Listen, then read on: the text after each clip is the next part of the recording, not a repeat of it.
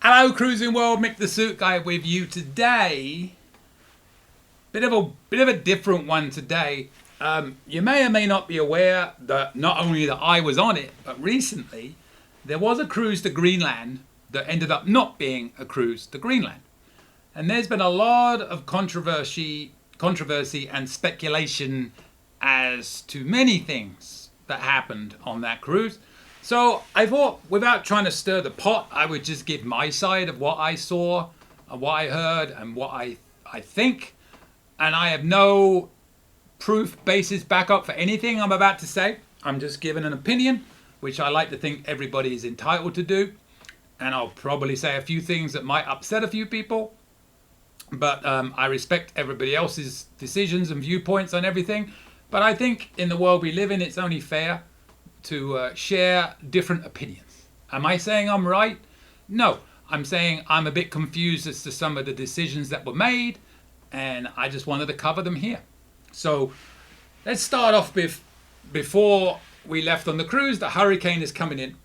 There was one point I didn't even know if we were going to make the cruise, because we live in St. Pete near Tampa, and we were supposed to fly out on Wednesday. The cruise was going on Saturday, and the airport got closed. So we were able to change our flight to Thursday, and it wasn't until Wednesday afternoon when, thankfully, the storm didn't turn out, the Adalia didn't turn out to be as bad as we thought it was going to be.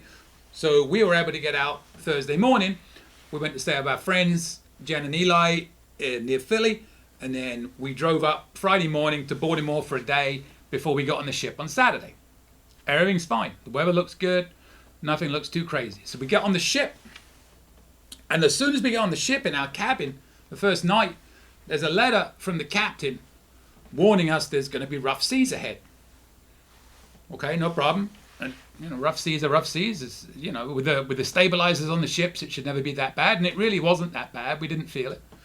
Now, the first day there was a medical emergency. We had to do a medevac, and then I think it was the second or third day there was another one.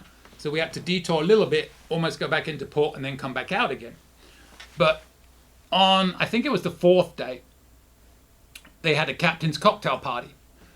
And the captain got up and he was talking to people, and it was in the main theater. It wasn't in the lobby bar like it normally is. This was in the main theater. On this cruise, out of the 2,200 people on board, over half were platinum and diamond. It doesn't mean anything. It just means that there's usually a lot more interest in these things, a lot more people that think they know everything. Whatever. Anyways, so we go in there, and the captain openly said, even if the weather was good, because of the rough seas over the first couple of days, the only chance we had of making it to Greenland was to go at full speed from that point on. And they had until Sunday. We were supposed to go on Friday and Saturday. He said they could have postponed it to Saturday and Sunday. Right. Let's back up a little bit and know that everybody on this cruise was on that cruise to go to Greenland. Nobody was on this cruise. Well, I shouldn't say nobody. I'd be surprised if anybody was on that cruise solely to go to Canada. The following week, or the following cruise, was an 8-day to Canada. And it was a lot cheaper. The average cost of a balcony on this cruise was about $6,000. Average. So this was not a cheap cruise at all. Why did I go on this cruise? Selfishly, I have a map of the world tattooed across my back, and I'm trying to visit as many countries as I can, and Greenland was going to be a big fill-in. So the captain comes up and he explains everything about we got to be safe, we got to be this, we got to be that. And everybody understood. In fact, people gave him a round of applause at that moment in time. So this is on day 4. We have 6 sea days before we get into Greenland. He said he was going to let us know as soon as possible whether we would make it.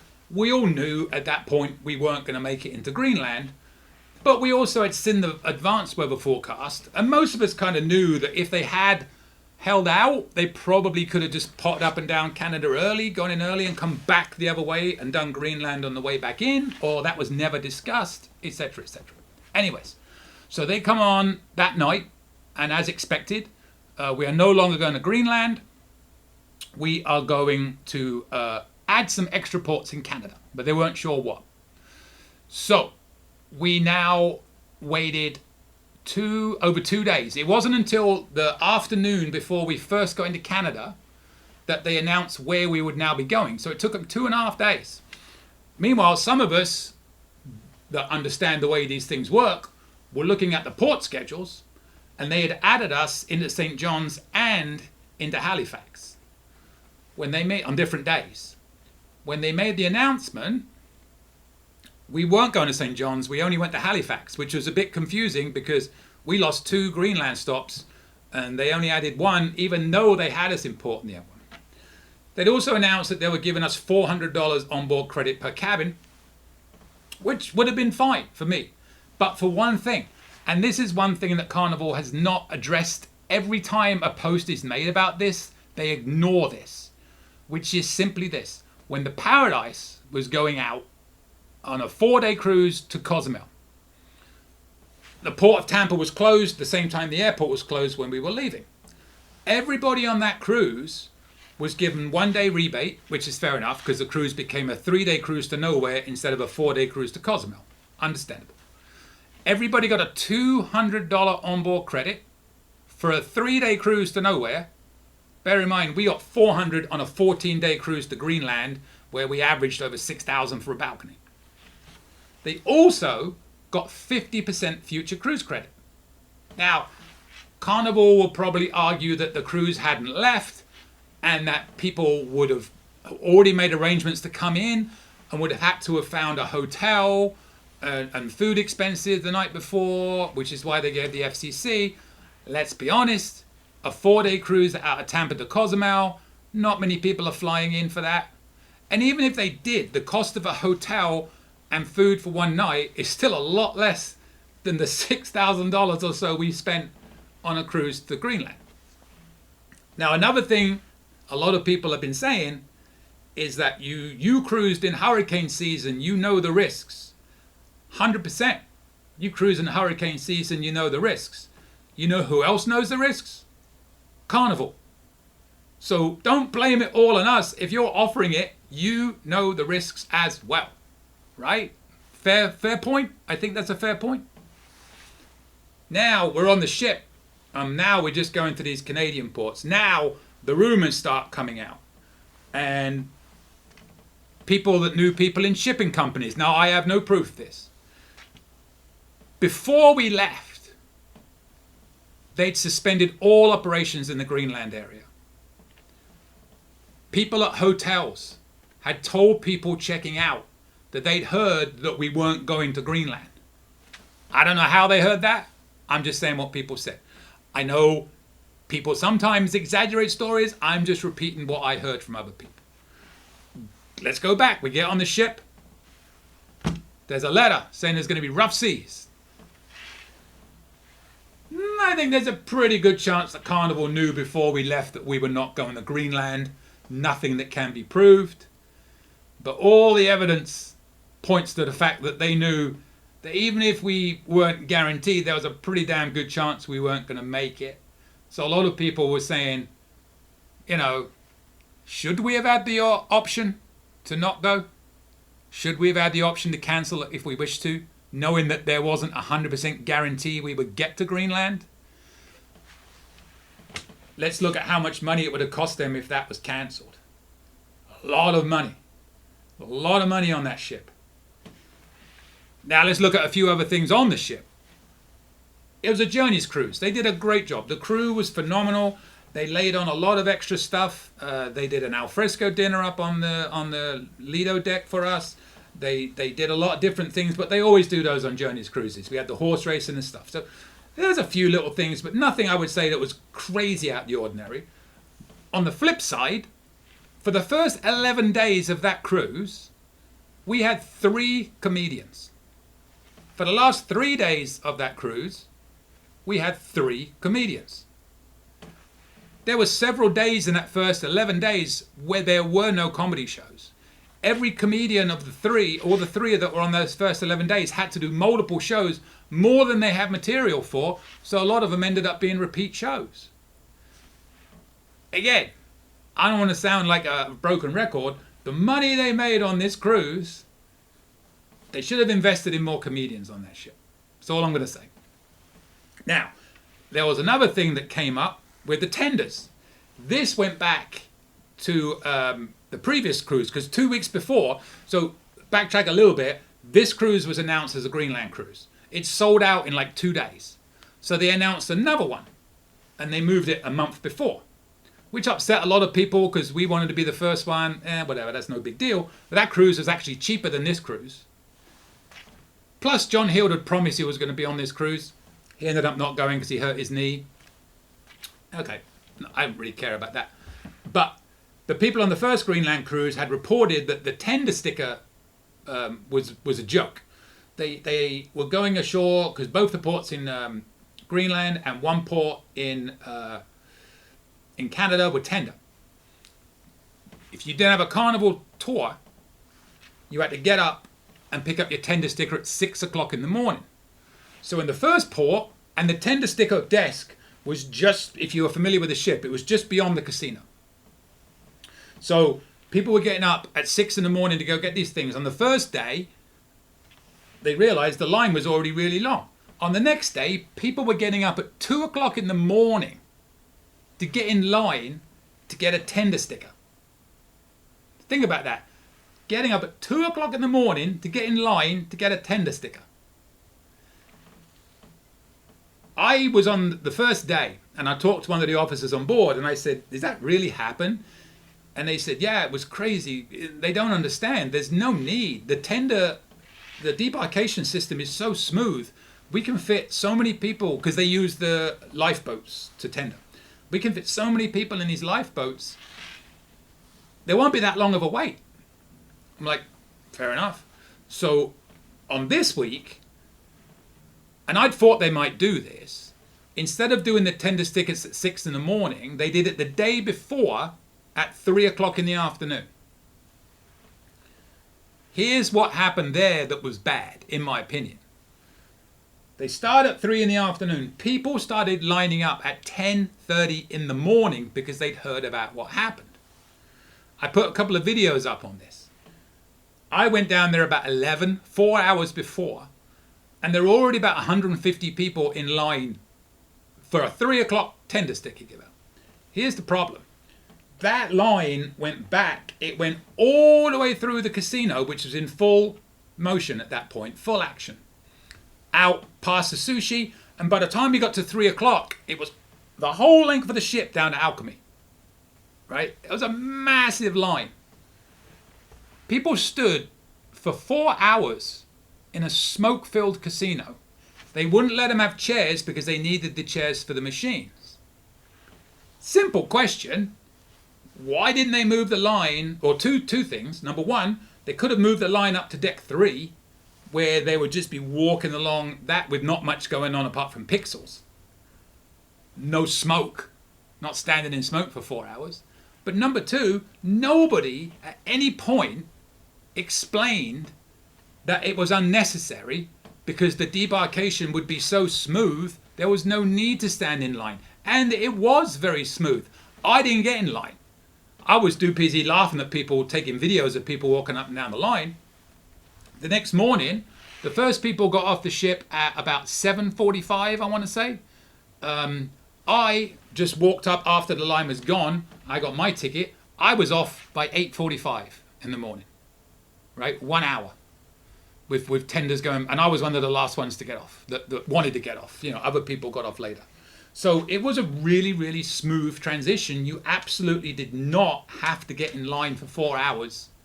But nobody ever explained to people in line what it was going to be the next morning and how smooth it was going to be. They just left people standing there for 4 hours in smoke-filled casino, standing up, wouldn't let them sit.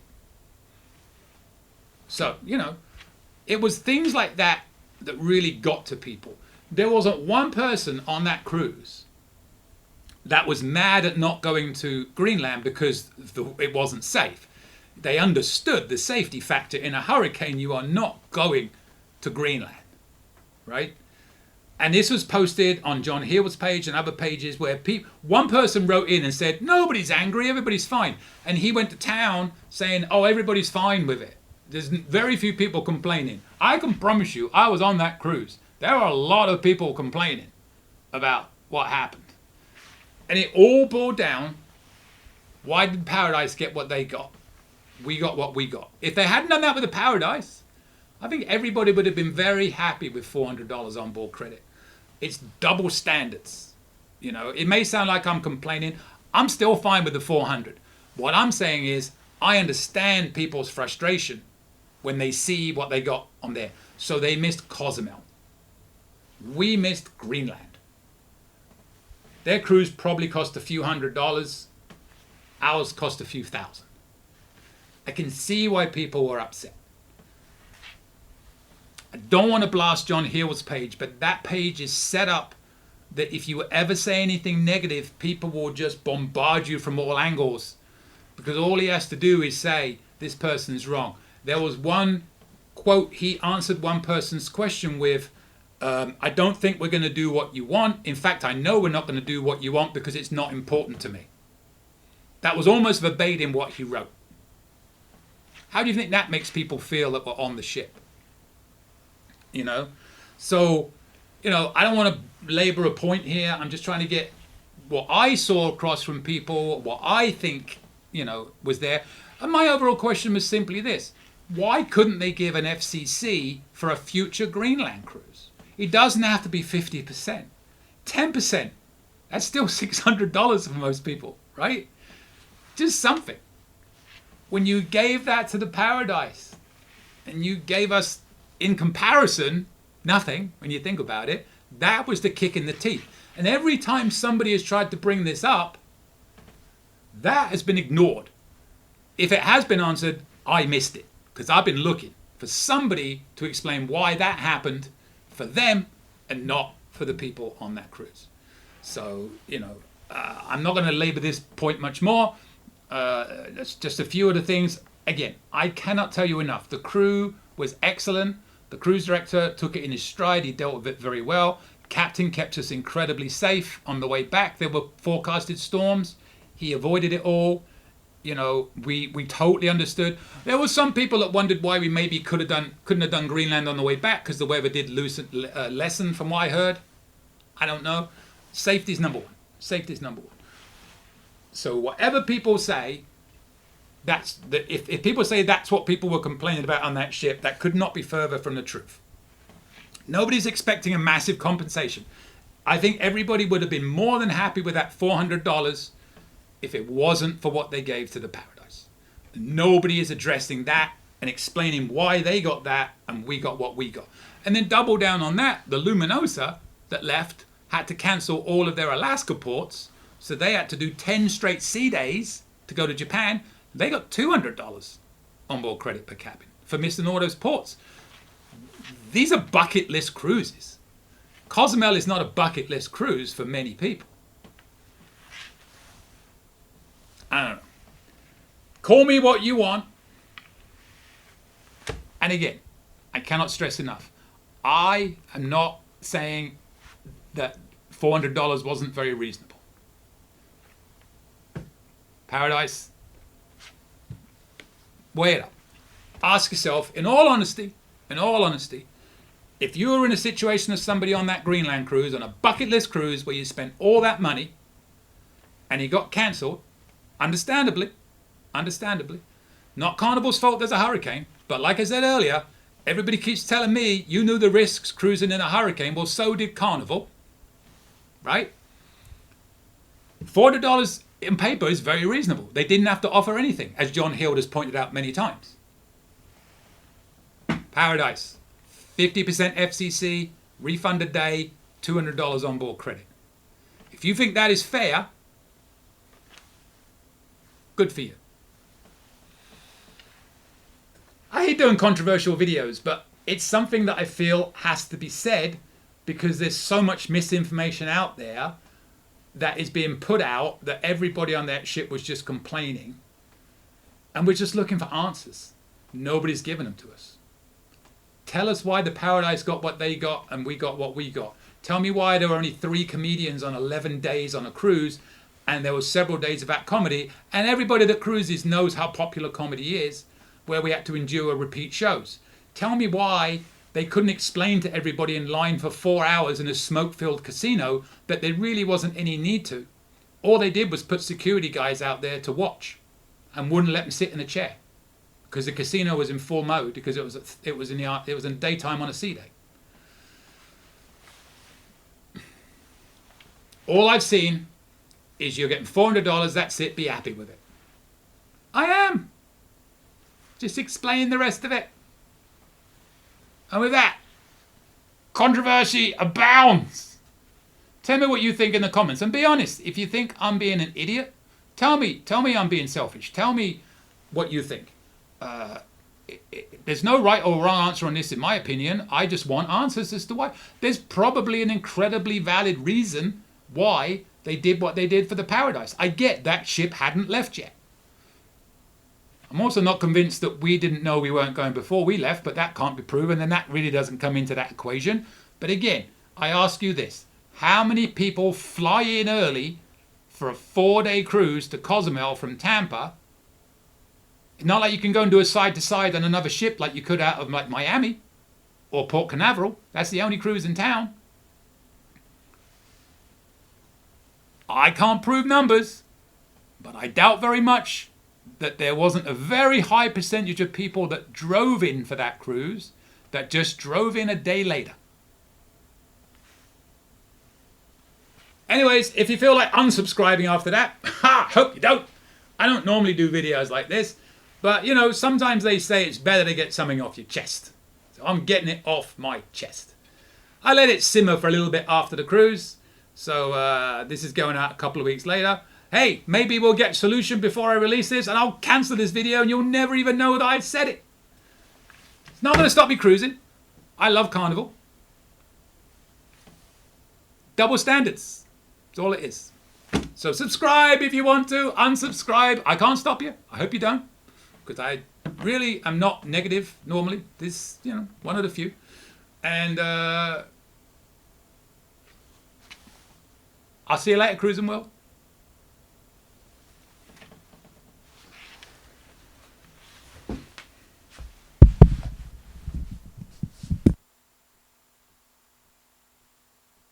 Any questions? Email me anytime.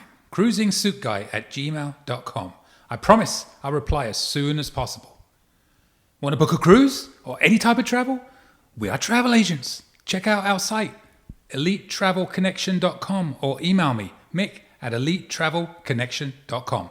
We are here for you. Finally, subscribe, please. Pretty please. You know you want to. Go on. I won't beg you. Okay, I'm begging. Please. Subscribe. Thank you.